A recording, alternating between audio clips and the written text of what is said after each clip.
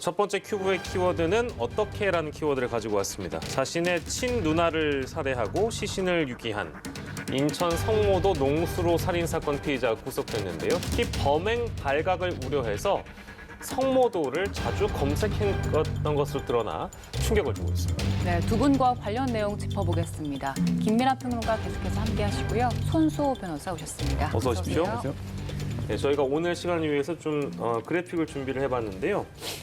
이 사건의 개요는 이렇습니다. 그러니까 넉 달 전에 친누나를 흉기로 살해한 뒤에 시신을 유기한 혐의를 받고 있죠. 27살 남동생의 범행 시점이 12월 중순쯤, 그러니까 지난해 12월 중순 어느 날 새벽으로 전해지고 있는데 아파트에서 함께 살던 30대 누나를 부엌에 있던 흉기로 여러 차례 찔러서 살해를 했고 이후에 남동생이 누나의 시신을 해당 아파트 옥상에 10일간 방치를 한 것으로 알려지고 있습니다. 네, 그렇게 10일이 지난 뒤에 누나의 시신을 여행용 가방에 넣고서 렌트카를 이용했습니다. 렌트카로 인천시 강화군 삼산면 성모도로 이동을 했습니다. 그 성모도의 한 농수로에 누나의 시신을 유기했습니다. 네, 사건의 개요는 저희가 이렇게 좀 설명을 드렸는데요. 그 이제 법정에 남동생이 모습을 드러냈는데 취재진의 질문에 묵묵부답했습니다. 법원이 구속영장을 발부했는데 그 구속의 사유는 뭐였습니까? 대부분의 경우에 살인 사건의 피의자는 구속이 되고요. 특히 이 사건에서는 이미 자백을 했습니다. 네. 또 이렇게 중대한 범행을 저지른 경우에는 도주 우려가 인정이 되고요. 또한 그뿐만 아니라 그동안 이제 추적을 피하기 위해서 이 누나인 척 행세하면서 여러 가지 SNS 활동도 했거든요. 예. 이런 걸 볼 때 당연히 도주 우려가 인정되기 때문에 구속됐습니다. 예. 지금 남동생이 경찰 조사를 받으면서 그 누나를 살해한 혐의를 인정을 했고 그런데 이게 계획적인 게 아니라 우발적이었다 이렇게 얘기를 하잖아요. 그런데 시신을 살펴보니까 그 찌른 흔적이 25곳 정도나 됐다고 확인이 됐습니다. 근데 우발적 범행인데 이렇게 여러 차례 찌르고 이런 정황들이 좀 설득력이 생기겠습니까? 일단 뭐 우발적이라는 것은 지금 말씀하셨듯이 뭐 계획을 하지 않았다라는 뜻이죠. 예. 그래서 뭐 이 말씀하신 대로 굉장히 뭐 잔인한 이제 범행이 이루어졌는데 역으로 생각하면은 사실은 이제 계획적이지 않았기 때문에 이제 여러 곳을 흉기로 찔렀을 가능성도 이제 얼마든지 있는 것입니다. 그래서 이게 여러 곳을 흉기로 찔렀다거나 또는 이제 범행 과정에서 어떤 일이 있었다든지 뭐 이런 것보다는 사전에 이런 범행을 어떤 방식으로 이제 계획을 했느냐 이런 것들이 이제 좀 이런 것들을 판단할 필요가 있을 것 같고요. 만약에 우발적인 범행이라고 했을 때는 이렇게 뭐 잔소리라든지 이런 걸 듣고 뭐 이 지금 범인의 주장에 따르면 왜 이렇게 늦게 왔느냐라는 어떤 잔소리를 듣고 격분해서 이제 그렇게 찔렀다고 하는데 이 상황 그대로 그 장소에서 사전에 어떤 뭐 누나를 해하려는 그러한 이제 목적이 없었는데 그 자리에서 그 얘기를 듣고 격분해서 뭐 이렇게 찌르게 됐다라고 한다면 그것은 이제 우발적 범행이 맞는 것이죠. 근데 그게 아니라 그 전부터 어떤 뭐 이 나쁜 감정을 가지고 있다가 뭐 몇 월 며칠 날 나는 누나를 살해해야겠다 이런 계획을 세우고 이와 관련된 여러 가지 준비를 했다거나 그렇다면 이제 계획적인 범행이 되는 것인데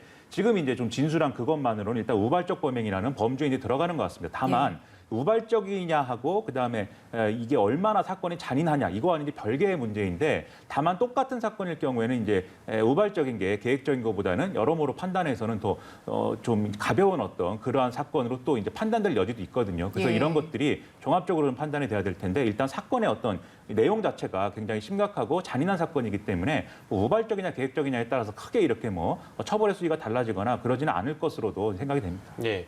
그 정황들을 보고 이제 경찰이 의심한 부분이 특히 이제 메시지를 주목을 했는데요. 그 메시지 내용을 저희가 좀 소개를 해드리면 남동생이 이제 범행을 저지른 뒤에 피해자가 마치 이제 살아있는 것처럼 그 누나 핸드폰에 유심칩을 빼서 부모에게 뭐 서울에 있다. 뭐 예를 들면 남자친구와 여행을 왔다. 이런 메시지를 또 보냈다는 겁니다. 그리고 또 나아가 보면 자신하고 그 대화를 한 것처럼 꾸미기도 했다고 하는데요. 어디냐, 걱정된다. 라고 메시지를 보내고 누나 계정으로 남자친구랑 있다. 찾으면 집에 안 들어가겠다. 이렇게 답장을 했다는 건데 이런 여러 대목에서 경찰이 어떤 부분을 주목했다고 봐야 될까요, 변호사님?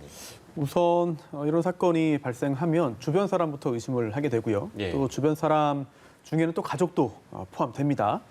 따라서 남동생 역시 수상한 점이 있는지 여부를 다 처음부터 이제 관심 있게 주의 깊게 지켜봤는데 특히 메시지 내용, 동생이 누나인 척하면서 꾸며낸 내용들이잖아요. 예. 그런데 이게 아무리 남매라 하더라도 인격이 다르고 또 그동안의 생활 환경이 다르고 네. 모든 게 다르기 때문에 미묘한 글쓰기의 습관들이 있습니다. 뭐 점을 찍느냐 안 찍느냐, 찍으면 점. 어디에 찍느냐, 어떻게 예. 찍느냐, 뭐 띄어쓰기를 하느냐 안 하느냐, 몇 예. 칸을 띄느냐, 또는 단어 똑같은 의미의 단어를 쓰더라도 선택하는 단어가 또 다를 수 있거든요. 예. 그런데 이 사건에서는 수상한 마침표가 있었습니다. 예. 즉 원래 이 피살자는 누나는 마침표를 찍지 않았는데 예. 동생이 누나인 척하고 내용들은 꾸며냈습니다만 마침표가 뭐 2개, 3개씩 찍혀 있었다는 거예요. 그래서 나중에 이게 이상하다라고 예. 경찰이 파악을 했고 또 참고인 조사를 하러 나온 이제 모친에게도 물어봤습니다. 그랬더니 이거 우리 딸 내용이 아닌 것 같다. 우리 딸이 쓴 게 아닌 것 같다라는 이야기를 듣고 결국은 이제 용의자로 용의 선상에 올린 다음에 또 추가적인 조사를 통해서 결국 자백을 받아냈습니다. 예. 네. 지금 누나의 시신이 발견된 게 버려지고 나서 넉 달 정도가 지나고 나서잖아요. 일단 남동생은 어디에 시신을 유기할지 그걸 인터넷으로 검색해 보기도 했고 또 장례식장에서는 그 누나 영정 사진을 직접 들고 입장을 했다고 들었습니다. 여러 가지 정황들로 미뤄봤을 때 일단 10일 방치한 것들 그리고 아무렇지 않게 누나의 사진을 들고 들어간 점 이런 점으로 미뤄봤을 때 사이코패스의 성향이 있는 게 아니냐 하는 검사를 또 진행한다고 하더라고요. 그렇습니다. 이 범죄 심리 분석이나 이런 것들을 진행을 해서 이제 사이코패스 성향이 있는지는 이제 그걸 통해서 이제 결론이 나오면 파악을 해야 될 내용인데 사실 뭐 앞서 말씀드린 이제 범행의 어떤 뭐 시점이나 이때는 뭐 우발적 범행이었다라고 얘기를 하지만 이후에 이제 어떤 그 자신의 범행을 은폐하고 좀 이렇게 하기 위한 여러 가지 하기 위해서 한 행동들은 사실은 상당히 이제 치밀해 보이는 그런 부분들이 있거든요. 네. 지금 가령 앞서 말씀하신 것처럼 뭐 누나 대신에 자기가 이제 좀 메신저나 SNS를 사용해서 메시지를 좀 마치 살아있는 것처럼 꾸민다든지 그리고 자기가 이제 시신을 유기한 것이 언제 드러날지를 언론 검색을 통해서 계속해서 이제 확인을 해본다든지 심지어 이제 이 사안을 보도한 언론사에 유족이다라고 하면서 이제 좀 메일을 보내서 일부 보도 내용에 틀린 게 있으니까 이렇게 네. 보도를 뭐 너무 막 하지 마라 이렇게 항의도 했다고 하니까 이런 부분들을 보면 여러모로 이 범행에 대한 어떤 죄책감이라든가 또 이 범행으로 인해서 여러 가지로 이제 일어날 파장들에 대한 공감 능력이나 이런 것들이 좀 떨어질 수 있지 않겠는가 이런 추정을 이제 할 수가 있겠죠. 다만 그것도 이제 이게 사이코패스의 일면일 수도 있지만 또 사이코패스가 아니더라 할지라도 또 이런 범행을 저지른 어떤 범죄자가 그냥 치밀한 어떤 그러한 네. 성격을 가졌을 가능성도 있는 거거든요. 그리고 사이코패스라고 해서 어떤 뭐 형이 경감되거나 뭐 이런 것도 아니고 이 사이코패스를 밝혀내는 것은 이 어떤 범죄의 어떤 이 범죄가 일어난 원인이라든지 이런 진행된 여러 가지 과정을 이제 좀 파악해 보기 위해서 하는 것이기 때문에 일단 이제 사이코패스이냐 아니냐에 또 너무 이제 좀 관심을 쏟을 필요까지는 없겠으나 이게 결과적으로는 이 검사가 나와봐야 이제 확실한 사실을 알 수 있을 것 같습니다. 예.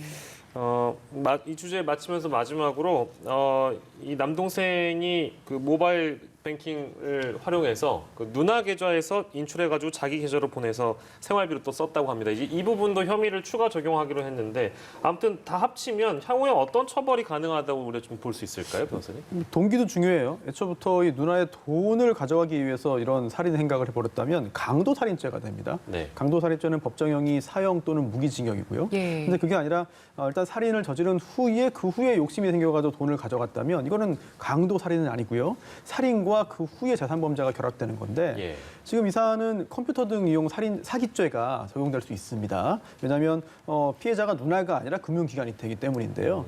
그리고 또 그 외에도 누나 행세했잖아요. 유심칩 빼가지고 예. 이용해서 이것도 정보통신망법 위반이 됩니다.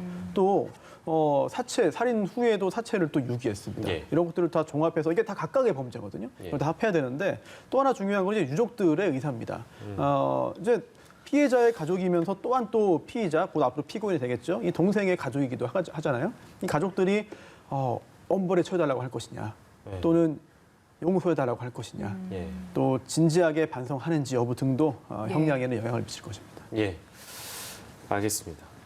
이런 경우가 좀 이례적이라서 아무튼 충격적인 사건이었습니다.